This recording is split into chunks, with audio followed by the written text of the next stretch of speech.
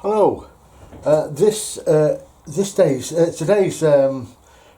tutorial is going to be of a painting of wells. This area here is the they call it the Bishop's Eye, and we've got a lovely old tree here. I think it's an oak tree. And we've got some buildings at the back. I'm going to put some people in the front there just to scale this. Some buildings here to the left, and they're going to be in shadow, so I'll get some nice contrasting shadows in there. So the important thing is to remember to keep your light in this scene. Now the shadows are going to come down, and I would say to around about there. So this area here must be kept as light as possible.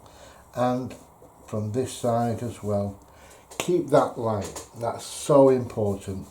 This light is casting shadows under that tree here, over here, and yeah, like I say, most important thing is keep that light going. So the first thing I'm going to do is firstly, this is a 425 GSM Langton's rough paper. I buy it in the big sheets and then I chop it down, which is great.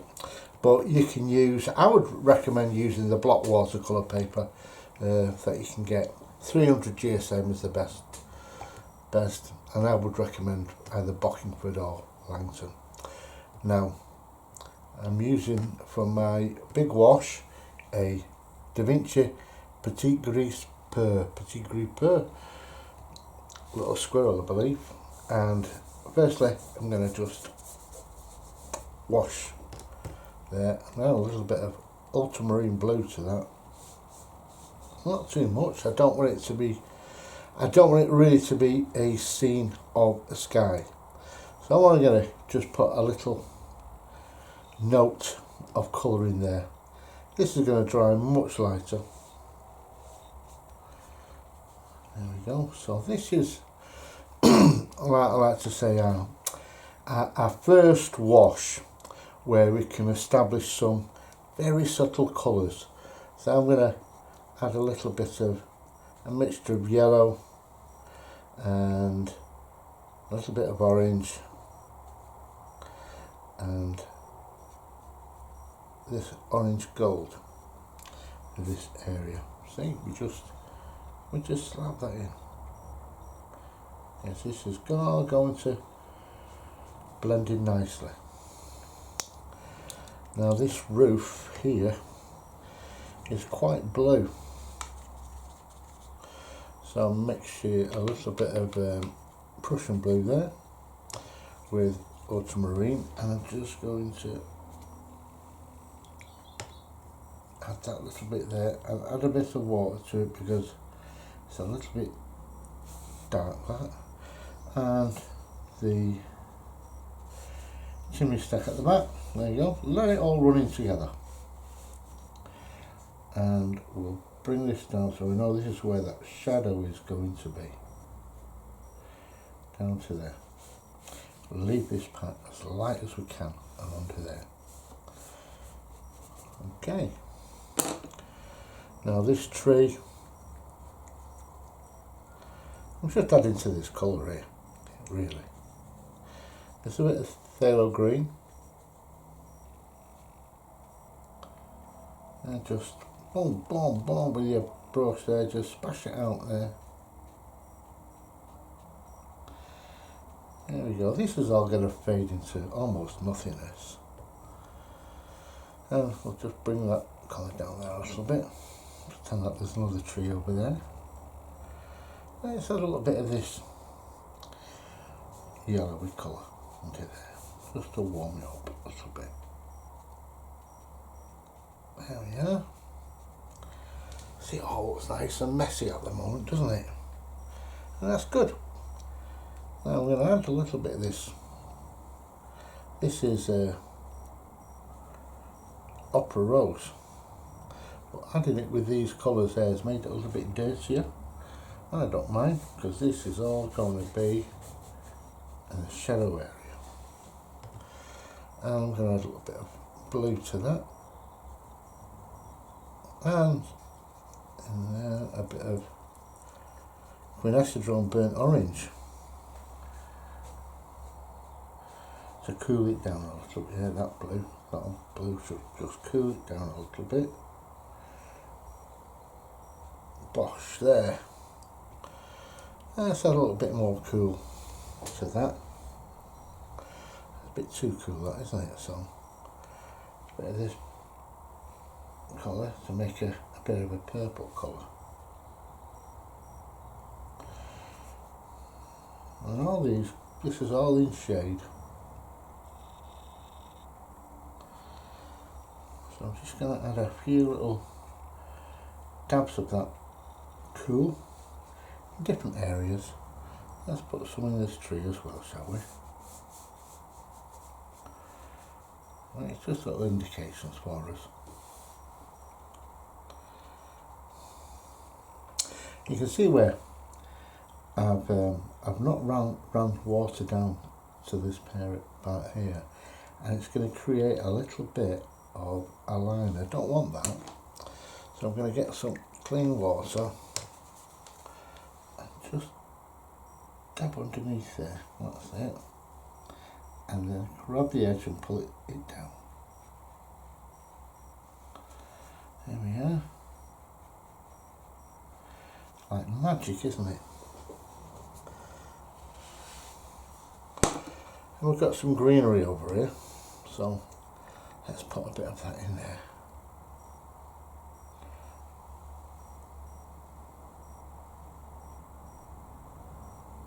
There we are. Now I want to focus the light on this area. So even though in my reference photo there is light over here, I don't really want that to be drawing the viewer's eye. So I'm going to just dull that down a little bit. It doesn't matter because it's my picture. Now we've got certain areas which are just welling up. I just get my thirsty brush, so that means you get a clean brush and then just rinse off the edge, the excess.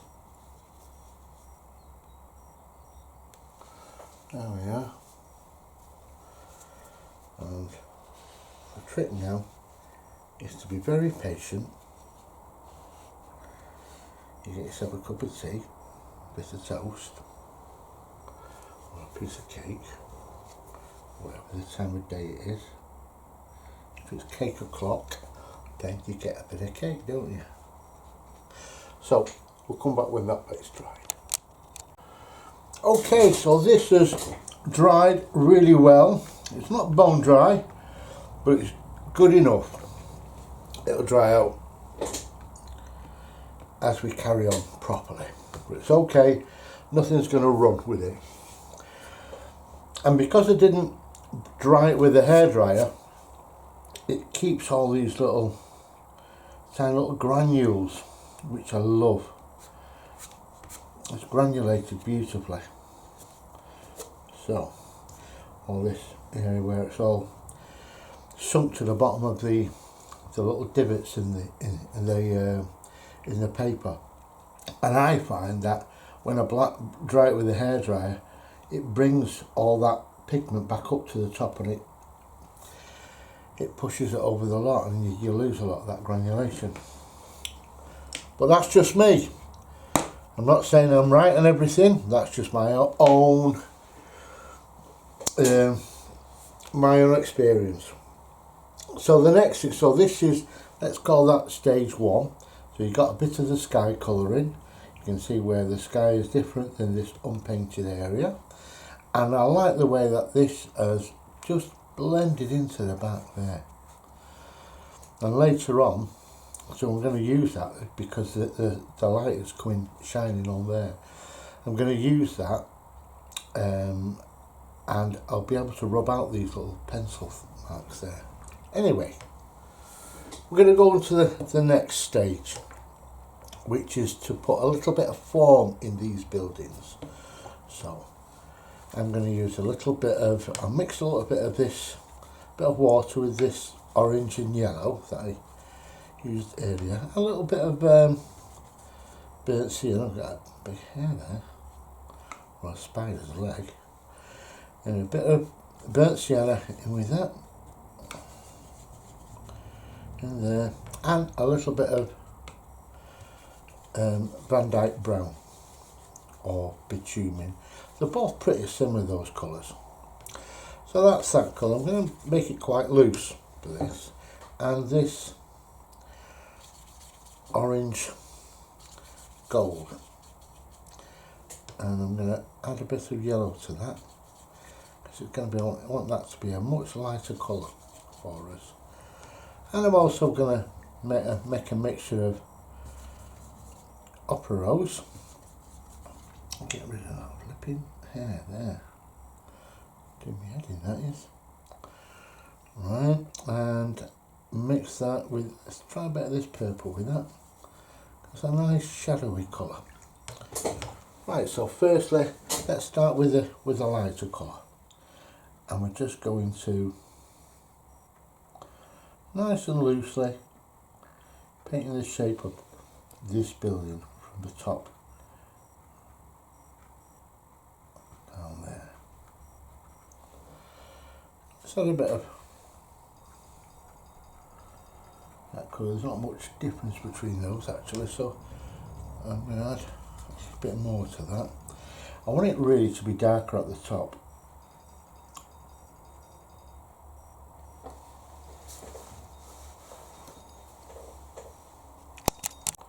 Yeah, so I want this to be darker at the top as it comes down to a much lighter colour. And a little bit of chimney stack work there. Just going to do the top part of it. Let's see how that happens, eh? To do the top part and just dropping a bit of dark colour into the top part. Now I'm going to go add a bit of this orange and just add it underneath it there. Let it run down into it and do its magic for us. Okay, and the colours I'm bringing about here don't necessarily represent the colours that are on my reference photograph, because it's all very grey in reality, this, and I just don't like that. So now I'm going to add a bit of this pinkish colour over to that area, only subtly. Let's get a bit more in there. I'll add a little bit of red to it actually. And I'm going to come down to the top of where this building is there. Oh, splash there. Don't like that, do we? Alright. And we use this to create like a negative painting of this area now. Right, now I'm going to add a little bit of blue to this as we come down.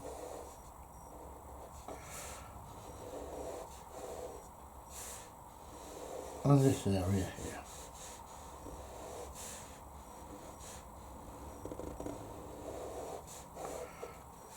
There we go.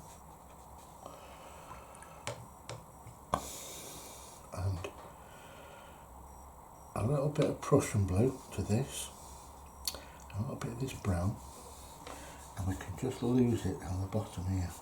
Now I'm going to paint around a couple of people here as they're walking along.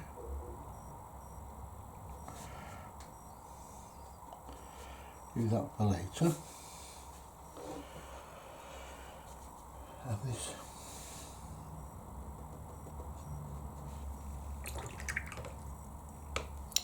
another mixture of that bit of colour over here. A bit more red on there, I think.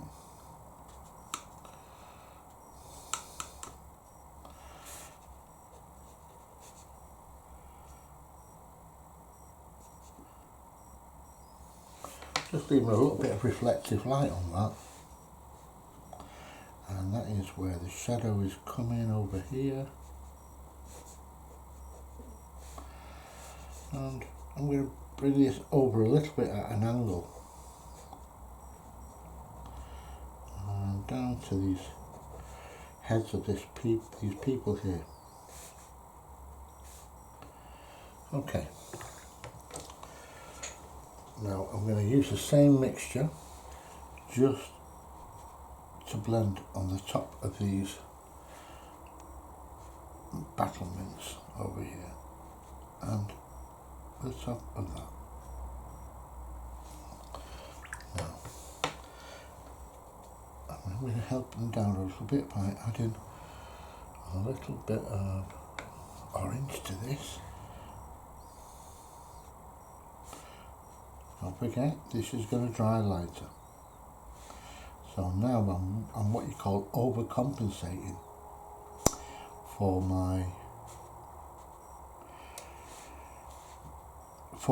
the drying process of this. I'm just overcompensating here. And know that it's going to dry lighter.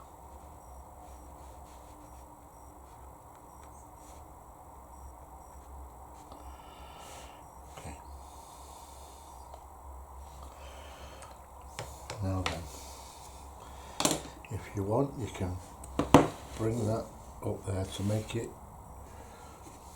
run down a lot more. But I've got to be careful of this area here. So I'm just going to take away some of that bead. I don't want it running down, you see.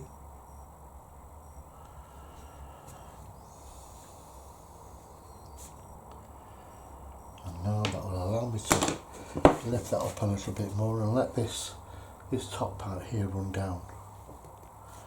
Give it a little back if you need to. And that's okay. I'm happy with that. I'm happy with that. Now I think we should let that part dry now. Over there. We'll let that dry. Back in a minute.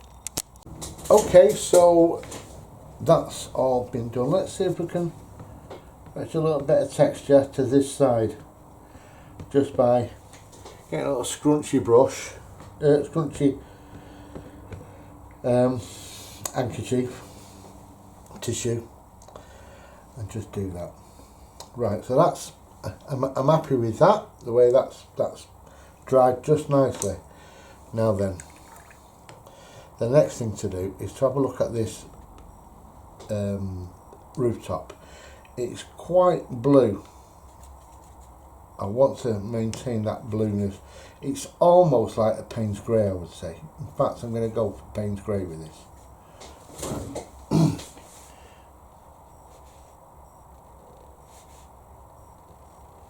That's probably just the right colour, that.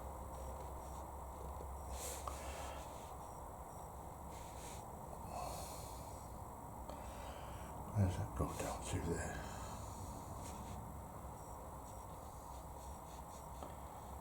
It goes down to that part there.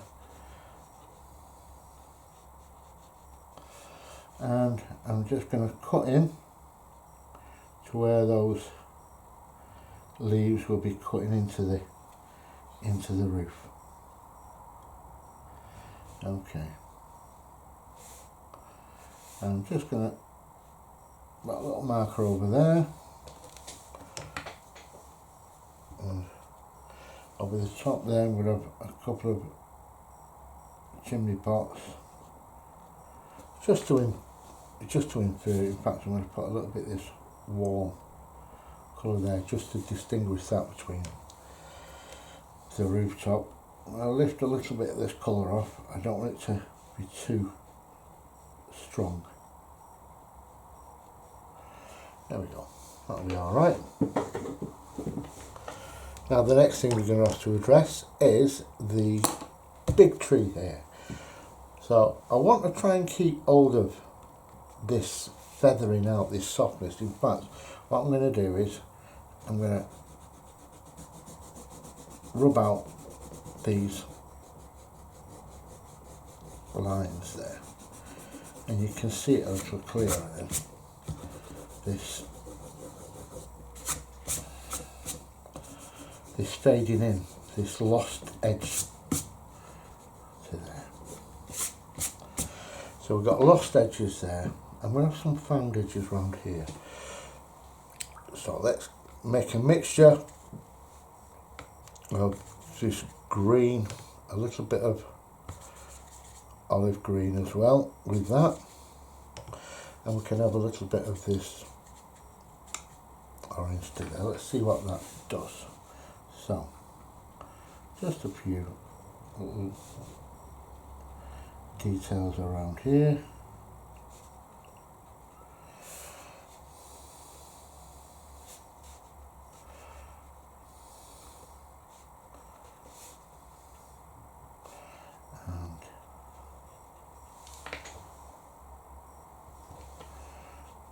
Just making some little dabs of where shadows would be being cast underneath the tree.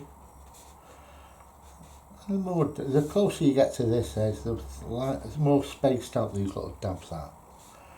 Alright, okay, so now we can come in a little bit stronger with our tree over here and make much more stronger shapes.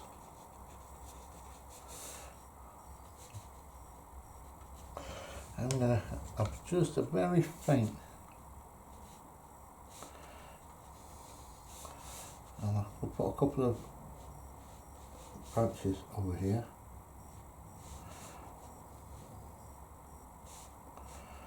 Over there like that. I'll have one over here as well.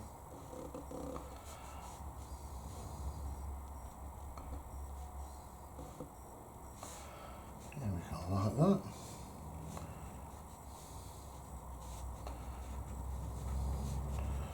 Now as we get closer to this area, we can start adding some stronger colours in. We can actually use a larger brush for this.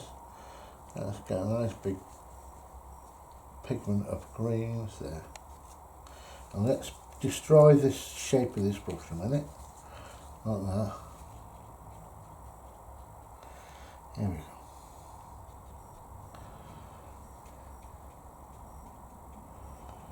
A little good old scrubby brush for this. Down there.